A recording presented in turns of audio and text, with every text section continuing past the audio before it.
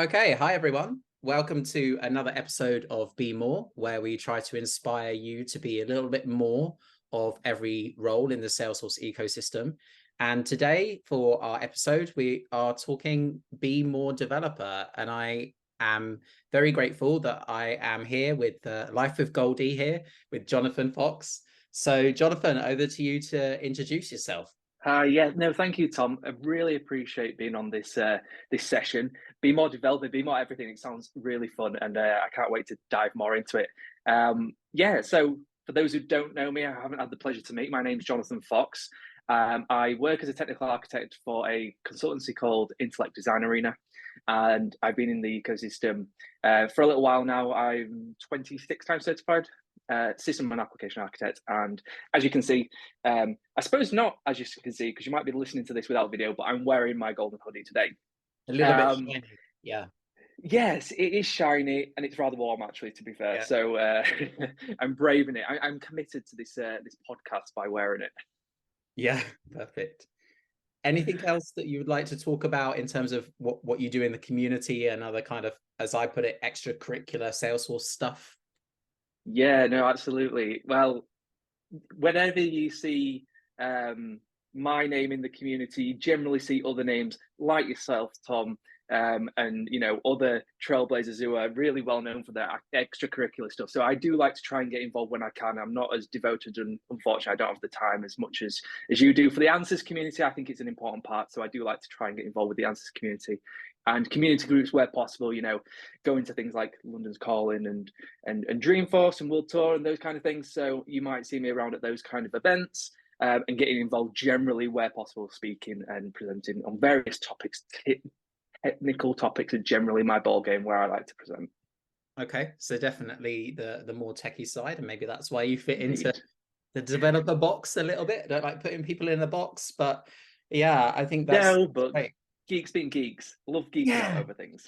yeah, let's talk about code maybe. Yeah, Yeah. perfect. So talking about developers then and development, explain kind of a day to day in your role, what you're usually involved in. Is it writing code, stakeholder management, project management? How does that work in reality? Yeah, absolutely. No, it's a great question. So I guess I'm going to talk about all of the, answer all of these questions from the eyes of when I used to be more on the developer side of the track. As I'm more on I'm a technical architect now, so I don't get as hands on as much anymore. Although I do still have the opportunity to. But when I was a developer, and I started my career being a developer in the Salesforce ecosystem, that is, and depends where you are. It depends if you're a junior developer, you're mid-level, or you're a senior developer. But day to day, you would generally find yourself doing your Agile ceremonies, so daily stand-ups, those kind of things, tying in with the rest of the developers and finding out what's on the agenda for what you're wanting to develop. So it might be you might be developing a new cool feature within Salesforce for your client. It might be some really fancy Lightning Web Components or some really cool business logic in Apex. And generally, that's what I used to find myself doing, picking up a ticket, perhaps if it was a bug, or I'd be picking up a feature and some tasks in Jira. And I'd be working along that user story, figuring out what needs to be written in the code and following any architectural diagrams and direction from the technical architect, but generally leading the way with the code. So day to day, either working on a feature that we've already got in flight that we're building, or picking up something new, which is always quite fun and interesting. Yeah, it sounds quite varied, and definitely kind of a different challenge every day, right? Fair to say. Yeah, absolutely. I mean, I love the role of a developer because it is a challenge every day. You always come across something. The beauty of Salesforce is that no two orgs are the same. So where you might have developed a Lightning Web component that works perfectly fine in one org, you guarantee it's not going to work the same in another org because there are slight, nuances and differences. Which means, as a developer, you need to be a bit creative and really enjoy the problem solving side of things. And that's what drew me to being a developer to start with. That creativity, that flexibility to approach a situation in many different angles, but all achieve the same result, but they fit the environment better. And that real kind of problem solving, digging down into the developer logs to find out why this time a variable isn't being assigned the correct value and why a feature is that you've developed is giving you the output of 5 when it should be 10, but it's really obvious, and you've missed a semicolon. Yeah, no, that's great. And you kind of mentioned Agile ceremonies a little bit. Like, did you get involved in other ceremonies like sprint planning or backlog refinement or even like solution design type things? Did you get involved in those as well? So as a developer, I definitely got involved with backlog refinement because it needed to help understand complexity of things that were on the roadmap, and lay into how much commitment I could give, or perhaps the developers could give, and in the general sprint planning, in general understanding how much effort it would take, the Fibonacci scale, and saying if it was a 3 or a 5, and everyone gives that random number and no one ever really understands. This will, the agile experts and the scrum experts who are watching this will be thinking, no, everyone does know what it means, and we all I still, 3, everything's a 3. No, I'm just kidding. But yeah, get involved with things like that. That's what we would do. They're the general agile ceremonies, daily stand-ups obviously, and PI planning in general. Yeah, and what about if there was like a big issue or a big bug? Like, did you ever kind of swarm together as a team to fix those types of issues? Like if it was a P1 and the business was losing money, say? Yeah, absolutely. I'm not sure I've ever been in a situation where the business was losing any sort of money, so it was never kind of a massive panics, all Yeah. hands panic stations. There's definitely been P1s though, just never to that severity, so that's good. Maybe that's a testament to the code, or I've just been lucky, who Touch wood. knows. Touch wood, yeah, hopefully. But there is definitely situations where myself and other developers on the team have had to swarm together, and you know what, actually that's an aspect of being a developer that I weirdly, maybe sadistically, enjoy, because something's gone wrong. And maybe it ties back to my military background. Something's gone wrong. Everyone's stressing. Let's get together. Let's figure it out. Break it down Yeah. into bite-sized chunks that are manageable, and then put your developer hat on, where you start problem solving and get into the root cause of something. And actually, that's a really fun part of being a developer. Maybe not in the moment because it's super stressful, but afterwards, on reflection, you can actually find a real sense of pride, because you look back and think, I figured that out. And yes, I found a way to solve that, and I've saved the day almost. And actually, it's a really nice feeling in the end. Yeah, I mean, save the day without even wearing a cape. Yeah, Just put the exactly. tone instead, awesome. So I'm going to try to bust what I think is a stereotype right now of developers. Yeah. Just based on something you said, you trigger something in my mind. So traditionally, when people perhaps think of a developer, the stereotype is somebody who's quite reserved, not necessarily like upfront or forthcoming. Like, what's your experience of that? Is that true? Is that not? Do you see that? I, Yeah. yeah, I think it's a tough one, because I think naturally people who are maybe more introverted and aren't as outspoken, perhaps do get drawn to that developer role, because they can just sit away plugging away and developing something really cool. So perhaps that was where the stereotype comes from. But I must say, a lot of the developers I've worked with in my career so far, come up with some really good ideas, and are not afraid to kind of speak out and say, how about doing it like this? Especially, some of the people I've worked with are so skilled and so, incredibly talented. The way that they come up with a solution, the way that they can actually present it and display it to the business, and even take away some of that technical element so that people can understand it, and almost breach onto the consultancy kind of side of things. And perhaps one day they'll be an architect, because it's a really cool skill to have. I do find that, there are a lot of developers out there, and who don't fit that stereotype.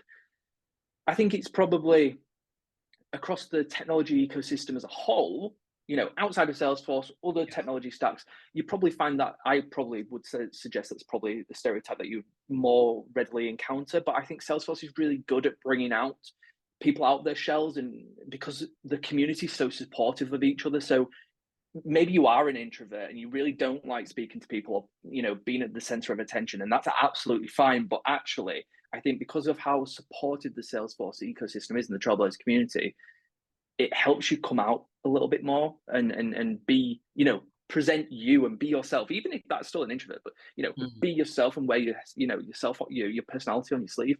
I think that's the difference between developers in the Salesforce ecosystem and developers as a whole. Do you think there's any difference of working as a developer at an end user than there is at a partner? Do you have experience of those things? Yeah, I definitely do actually, because I've done both.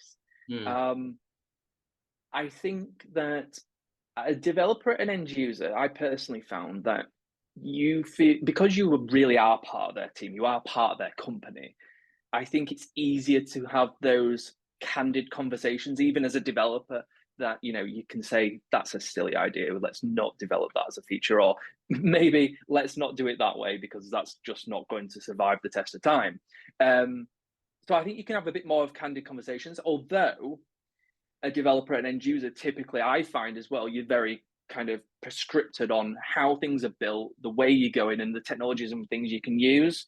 So unless you're a real massive enterprise, you might only be working with the same technologies over and over again, the same features, the same clouds, etc. So there is that difference, because at a consultancy, you obviously have your different customers you work with. So it might be a fintech customer this time, more financial services cloud, but you might end up working on a pure greenfield implementation of Sales Cloud and building out some functionality, both in Apex and Lightning components in both. But the project itself is so fundamentally different. You could end up doing completely different things. So you might enjoy that side of things a little bit different, because the pace might be different. The pace, the kind of how tricky the work is might be different. It really does vary, but I think there is a fundamental difference for working between both.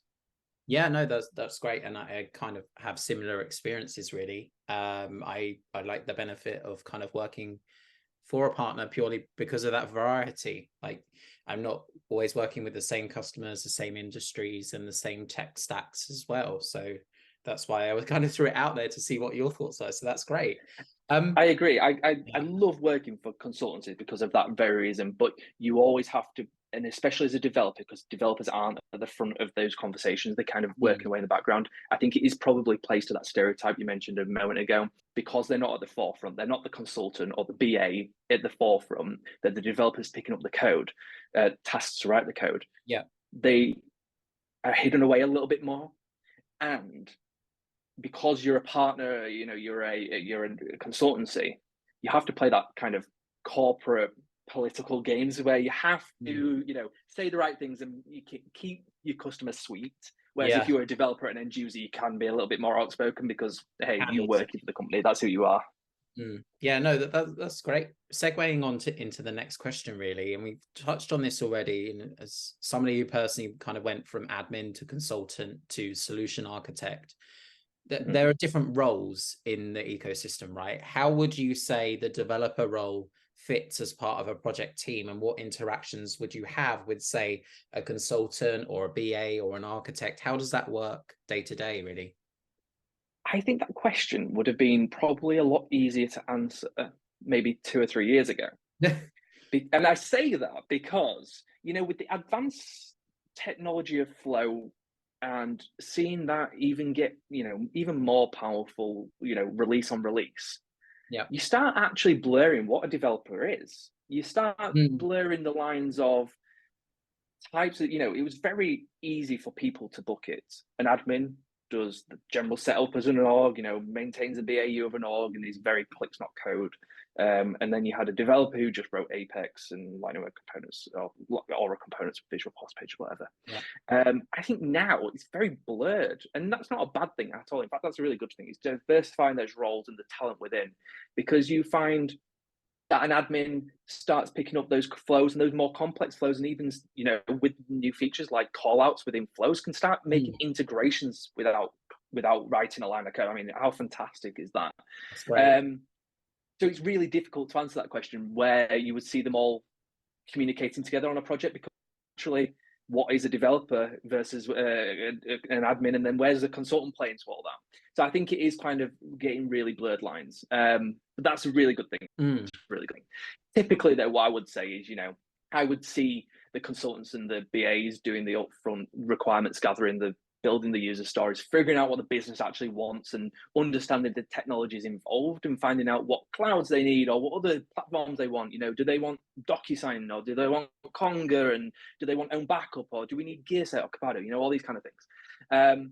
And then I would typically say your solution consultants and your technical consultants end up starting to do the implementation. And then when it gets a little bit more complex in terms of functionality, you might see the developers picking up that custom bespoke stuff that is past the limits of clicks not code, really looking into that scalable, building out those complex business processes or integrations that you might have. And then obviously you've got your architects. They're out there doing the kind of high level designs of how features talk to each other and how to, data structures, all that kind of stuff, so that the consultants and the developers and the admins can build something robust, scalable, reliable, all those good things. Yeah, no, that's great. And it certainly relates to the Flow thing. Just last week, built an integration in Flow in 2 hours. I didn't even need to touch Apex. So it just creates Exactly for you. It's amazing. Yeah. So it's amazing. And everyone, you'll ask that question on social media, how quick it would take a developer to write an integration. And they may say on the surface, it's just as quick to write an integration in Apex because they do it off the back, off the top of the head, write the class is dead simple. But actually then you've got the mocks, you've got the tests. And I know you don't need them, and we should probably still do tests with flows and stuff, but on the surface of bare minimum requirements, you're right, Flow can absolutely make an integration quicker. It might not be as complex as some of the things that you can do in Apex, and but on the surface, a simple basic integration. You're absolutely right. Look at the amazing scope we've got now for everyone to be developers and write those integrations. And what's your thoughts on Omni Studio? Because again, clicks, not code, to create components. That's basically what it is, right? What do you think about that? Yeah, again, it creates integrations, data manipulation, and UI components. I mean, and again, with very little code that you might need to know a little bit of how JSON structures, and other than that, you don't really need much more than that. And yeah, amazing. You don't have to be a developer or a typical developer, that bucketed stereotype developer, to be able to produce that. Yeah, a coder. That's a better way of putting it. You don't have to be a coder. So you're still a developer when you're building these things, but you're just not a coder, and that's absolutely fine. You're a declarative developer, and that's absolutely amazing. I think. Yeah, no, that's great. And there's tools out there as well, websites where you can check your JSON is valid, and other websites where you can generate kind of mock endpoints. So there's definitely tools to kind of help as well, don't you think? Yeah, absolutely. And that means that the role of developer, be it programmatic or declarative, doesn't matter. The role of developer is much more accessible to anybody in the Salesforce ecosystem, should they want to transfer into that role and dip the toe into that kind of world and get some hands-on experience. But even those like myself who came from the military, for example, a career in technology and a career in development, no less, is absolutely more accessible now for people who don't necessarily have that typical background to now become a developer. And I think because Salesforce gives those low code, no code tools, I mean, it's a great prospect for the future for new talent coming through into the ecosystem. Yeah, no, definitely. And I feel like you perhaps answered this one already, but just a question nonetheless. When you're a developer, that's usually your full-time role, right? You don't usually see people being a developer, I don't know, half the time, and a BA the other half of the time. Is that fair? Yeah, I would say that's fair. I know there are roles that you maybe do see people double hat. You might see a technical consultant dip into code and write some code, and you might see a technical architect get involved with the developers and lead developers and maybe write a little bit of code to help out. But their roles that touch development. A developer, you generally don't see them touching other roles, because as a developer, you need to remain focused the full time and really get your head stuck into it. If you had other tasks on top of that to be doing that took you away from writing that piece of code, for example, I think you'd lose traction, you'd lose momentum. And I think that's probably why we see developers, solely in that, keeping that hat on as a developer. No, yeah, that's great. So thinking about inspiring new developers, if there was somebody listening to this that was thinking about going down the developer path, what advice would you give to them? It's really easy to say just go for it and do it, but in the premise of this answer, that is kind of what I'm saying, because the the role of a developer, the skills you learn, it doesn't matter whether you're learning to be declarative or programmatic, whether you're learning Apex or Java, whether you're learning JavaScript or Python. It doesn't matter what you're learning. The fundamental skills that you'll learn, or if you've already got that, you'll enhance, are these problem solving skills, these really kind of down into the detail, making sure that what your work is detail orientated, and even that kind of creativity to approach a situation and figure out a really creative solution for it, are all skills that are so transferable amongst roles within the ecosystem and roles as a developer outside of the Yeah. ecosystem, that investing some time in skilling up or focusing on the developer career track is absolutely an investment well made, in my opinion, because that will keep you going for the rest of your technical career if if you so choose to do so. Kind of interpersonal skills, those analytically minded, Yeah. problem solving. Focus on those skills, the core fundamentals, and then if you want to learn the code on top and be a programmatic developer, then there's plenty of free tools out there. Code Academy, things like that, apps on iOS, and things that you can learn how to code. Do that on top, but focus on those kind of personal skills. Yeah, no, that's great. And you've actually answered another question. It's almost as if you saw the answers before the call. So, um, kind of moving on a little bit, and this is now an opportunity for you to bust a myth or anything that you just kind of want to clarify about being a developer. Like, if there's one thing you'd like to change or make people more aware of in relation to developers, what would it be? And this is kind of my track into the ecosystem. You don't have to be a developer or have gone to university and have a computer science degree to be a developer. You don't have to have a track history of being a developer for years, or have gone through college and studied it to the nth degree. Because in some ways, the things that I've met developers who studied computer science, and especially in the Salesforce ecosystem, though the degree helps to some level, Yeah. it doesn't kind of fit 100% in the Salesforce ecosystem, because there are so many different tools and technologies, and the platform as a whole doesn't conform to all of those, what that you learn anyway. It's not required, and that would be the myth to bust. That you just because you didn't go to university and have that degree doesn't mean you can't be a successful developer. And being a developer itself, you'll find in the out in the world of technology outside of Salesforce that very few developers actually have any certifications. Salesforce is very certification driven and heavy, but just because you don't have a certification, I doubt you'll ever find a Python certified developer or a Java certified developer. Just because you don't have a certification doesn't mean you can't be a developer either and break into the ecosystem. I was in the army. I'd handed in my resignation in the army, and the notice period in the British Army is 1 year. So for that year, while still serving in the army, I taught myself how to code by using Code Academy. I got some Udemy courses to teach me how to build websites and these kind of things.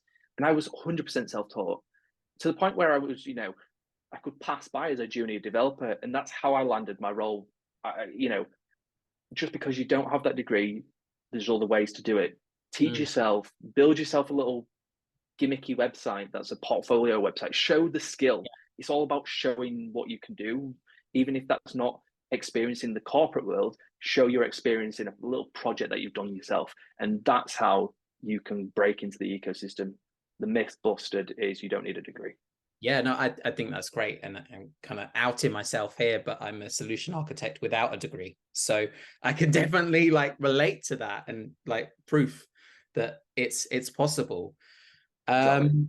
Yeah, no, that's awesome. So kind of wrapping this up now a little bit, how can people connect with you and your content to learn more and perhaps be more inspired to pursue a developer type track? Yeah, absolutely. So jfoxuk.com is my website. That'll it's just a link tree site that has all of my contact details on for people to connect with me on LinkedIn and Twitter. That's where I'm most active, on Yeah. LinkedIn and Twitter, where I'll share a lot of content, tweets and posts on LinkedIn, blogs when I get the chance to write them, and YouTube videos when I do have the time to do them. I do like to share on there, but in general, what I would say is just reach out, throw a DM in Twitter or LinkedIn or even just an email, and more than happy to talk to people about this, because what helped me excel my career in Salesforce was the community, was the Trailblazer community. I People. got Yeah. so heavily involved in the Answers community right back at the beginning and community groups. I owe my progress in the Salesforce ecosystem, especially at the beginning, to the people who I networked with, spoke to, learned from, got Yeah. mentored by, and I am always looking out for ways that I can repay that. So if somebody wants a mentorship, with all these kind of things, I'm always open. And I'm sure, you yourself being exactly the same position, many people in this, many of our community leaders in this ecosystem are in the exact same place. And that's what I would say is reach out. Yeah, no, definitely. I think that's great advice there. So, just kind of bringing it to a close. Unfortunately, I'm sure we could have just carried on about this all Oh, day. absolutely. Definitely, if we started to get into the code, I'm sure we'd be here for hours. But it's been fantastic to have you on today, and thanks for your time. No, thank you so much, Tom. I've really appreciated it. And thank you, everyone, for watching. Thanks for tuning in to Be More with Tom Bassett. Don't forget to like, subscribe, and leave any feedback in the comments.